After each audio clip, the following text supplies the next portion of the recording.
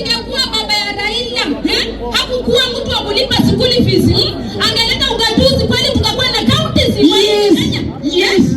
Thank you very much. Ona baba bila amemwenda pale baba 55. Na kuambia kama ingekuwa baba Doni, sisi hatungekuwa na counties.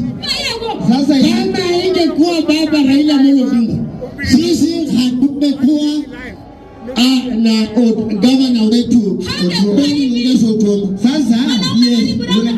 Haya, ngoja kwanza nisikize mke wangu. Huyu anaongea huhia hu. Yaani tunasema iko hivi, mtoto lazima aende shule. Sasa mtoto kijana lazima aende, bora mtoto yote aende shule. Mtoto yote lazima aende shule. Sasa mtoto wangu mimi nitahakisha na kupeleka shule vile Mideva amesema. Lakini Mideva kuna sherehe inaitwa 20th anniversary ya ODM. Tuambie watu kwanza before tuingie kwa hiyo sherehe.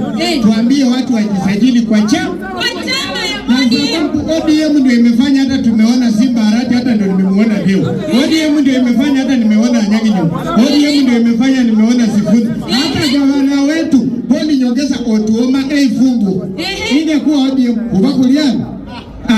Sasa kwa hiyo heshima ya ODM twende sherehe Bukiri na